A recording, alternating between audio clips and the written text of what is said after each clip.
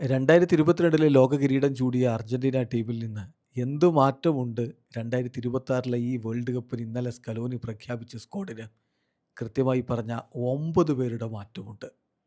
ബാക്കി 17 പേരും കഴിഞ്ഞ തവണ ഖത്തറിൽ പന്ത് തട്ടി കിരീടമുയർത്തിയവരാണ്. ആരൊക്കെയാണ് പുറത്തായ അല്ലെങ്കിൽ ഒഴിവാക്കപ്പെടേണ്ടി വന്ന 9 പേര്? ഒന്ന് ഫ്രാങ്കോ അർമാനി, പിന്നെ അങ്ഹേൽ ഡി മരിയ, ഇവർ വിരമിച്ചവരാണ്.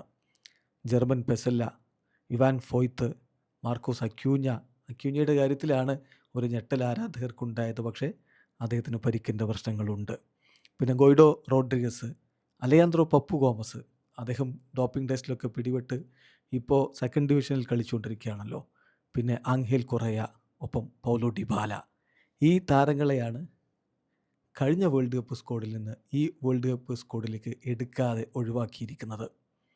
പകരം 9 പേര് പുതുതായിട്ട് വന്നിട്ടുണ്ട്. കഴിഞ്ഞ വേൾഡ് കപ്പിൽ ഇല്ലാതെ ഇപ്പോൾ അർജൻറ്റീന ടീമിൻ്റെ ഈ വേൾഡ് കപ്പിലേക്ക് എത്തിയ ആ 9 പേര്: ഒന്ന് യുവാൻ മുസ്സോ, മറ്റൊന്ന് Leonardo Balerdi, Facundo Medina, Valentin Barco, Giovani Lo Celso, Nico Gonzalez, Giuliano Simeone, Nico Paz, Ivan Manuel Lopez. ഇനി ആ ചാമ്പ്യന്മാർ, ഓൾറെഡി ലോക കിരീടം ചൂടിയ 17 പേരെയും കൊണ്ട് അർജന്റീന വരുന്നു. അതായത് അവരുടെ ടീമിൻ്റെ കോറിന് ഒരു മാറ്റവുമില്ല. ആ 17 പേര് ആരൊക്കെയാണ്?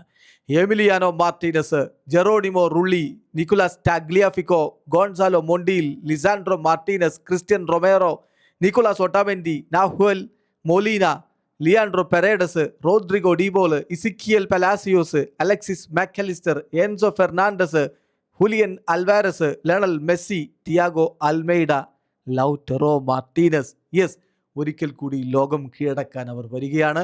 തൻ്റെ 6ാമത്തെ വേൾഡ് കപ്പ് കളിക്കാൻ ലിയോ മെസ്സി എത്തുന്നു. ചരിത്രം വീണ്ടും വീണ്ടും കിരീടം നേടിക്കൊണ്ട് ശോഭനമായ രൂപത്തിൽ ചരിത്രം ആവർത്തിക്കുമോ?